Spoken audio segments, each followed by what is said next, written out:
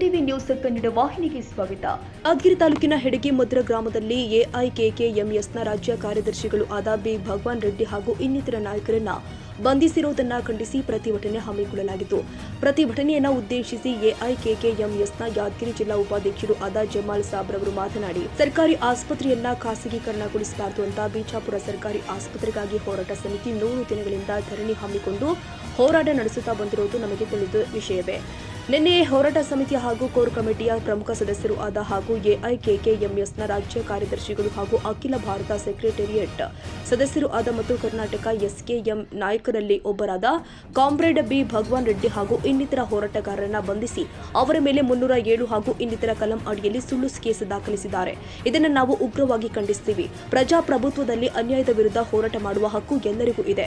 ಆ ಹಕ್ಕನ್ನ ಕಸಿದುಕೊಳ್ಳುವ ಎಲ್ಲಾ ಪ್ರಯತ್ನಗಳು ಕೂಡ ರಾಜ್ಯ ಸರ್ಕಾರ ಮಾಡ್ತಾ ಇದೆ. ಮೊನ್ನೆ ಧಾರವಾಡದಲ್ಲಿ ಕೂಡ ಹೋರಾಟ ನಿರತ ಯುವಕರನ್ನ ಬಂಧಿಸಿದ್ರು. ಈಗ ಬಿಜಾಪುರದಲ್ಲಿ ಹೋರಾಟ ನಿರತ ನಾಯಕರನ್ನ ಬಂಧಿಸಿದ್ದಾರೆ.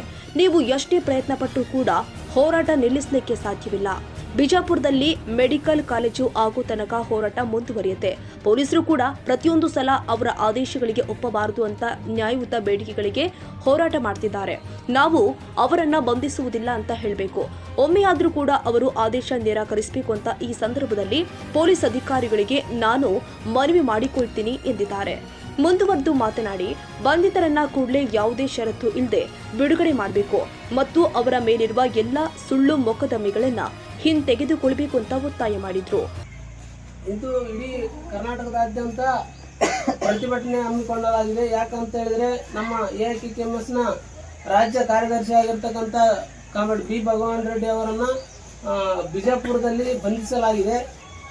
ಯಾಕೆ ಬಂಧಿಸಲಾಗಿದೆಪ್ಪ ಅಂತ ಹೇಳಿದ್ರೆ ಸುಮಾರು 100 ದಿನಗಳ ಕಾಲ ಹೆಚ್ಚು ದಿನಗಳು ಅಲ್ಲಿ ಹೋರಾಟ ನಿರತ ಎಲ್ಲ ಸಂಘಜೀವಿಗಳು ಎಲ್ಲರೂ ಸೇರಿ ಹೋರಾಟ ಮಾಡ್ತಾ ಇದ್ರು. ಯಾಕೆ ಹೋರಾಟ ಮಾಡ್ತಾ ಇದ್ರು ಅಂತ ಹೇಳಿದ್ರೆ ಅಲ್ಲಿ ಮೆಡಿಕಲ್ ಕಾಲೇಜು MBBS ಏನು ಓದ್ತಾರೆ ಮಕ್ಕಳು, MBBS ವೈದ್ಯಕೀಯ ಕಾಲೇಜು ಪ್ರಾರಂಭಿಸ್ಬೇಕಂತ ಹೋರಾಟ 100 ದಿನಗಳ ಹೆಚ್ಚು ದಿನಗಳ ಕಾಲ ಅಲ್ಲಿ ಹೋರಾಟ ನಡೆದದ.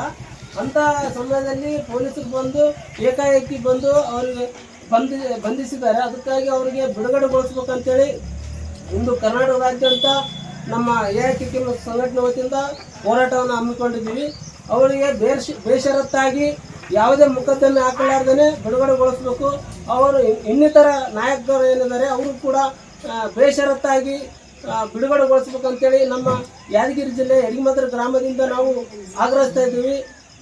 ಕೂಡಲೇ ಬಿಡುಗಡೆಗೊಳಿಸಬೇಕು. ಇಲ್ಲ ಅಂತ ಹೇಳಿದ್ರೆ ನಾವು ಇಡೀ ಕರ್ನಾಟಕದಾದ್ಯಂತ ಇವತ್ತೇನು ಮಾಡಿದ್ವಿ ಮತ್ತು ದೇಶಾದ್ಯಂತ ಮಾಡುವಂಥ ಪರಿಸ್ಥಿತಿ ನಿರ್ಮಾಣ ಆಗುತ್ತದೆ. ಅದಕ್ಕಾಗಿ ನಾವು ಈ ಹೆಡಗಿಮದ್ರ ಗ್ರಾಮದಿಂದ ಎಲ್ಲ ನಮ್ಮ ಕೂಲಿ ಕಾರ್ಮಿಕರ ಸಂಘಟನೆ ವತಿಯಿಂದ ನಮ್ಮ ಎಐಕೆಕೆಎಂಎಸ್ನ ರಾಜ್ಯ ಕಾರ್ಯದರ್ಶಿ ಆಗಿರ್ತಕ್ಕಂಥ ಬಿ ಭಗವಾನ್ ರೆಡ್ಡಿ ಅವರನ್ನು ಬಿಡುಗಡೆಗೊಳಿಸಬೇಕು ಅಂತೇಳಿ ನಾವು ಈ ಮೂಲಕ ಸರ್ಕಾರಕ್ಕೆ ಒತ್ತಾಯಿಸ್ತಾ ಇದ್ದೀವಿ. ಈ ಸಂದರ್ಭದಲ್ಲಿ ಅಂಬರೀಶ್ ಧಣಿ ಕೆಂಭಾವಿ, ಸುರೇಶ್ ತಡಿಗೇರಿ, ಮರಿಯಪ್ಪ ಶಂಕರಬಂಡಿ, ತಿಮ್ಮಣ್ಣ, ಸಾಬಣ್ಣ ಕಟಕಟಿ, ಸಾಹೇಬ್ ಗೌಡ ಅಲ್ಲಿಪುರ್, ಸಾಬಣ್ಣ ಪತ್ಪುರ್, ಮಲ್ಲಮ್ಮ ಅಂಬಿಗೇರ್, ಮೆಹಬೂಬ್ ಬಿ ಹುಲಕಲ್, ದ್ಯಾವಮ್ಮ ಶಂಕರಬಂಡಿ, ಮಲ್ಲಮ್ಮ ಪೂಜಾರಿ, ದ್ಯಾವಮ್ಮ ಮಡಿವಾಳ ಮತ್ತಿತರರು ಉಪಸ್ಥಿತರಿದ್ದರು.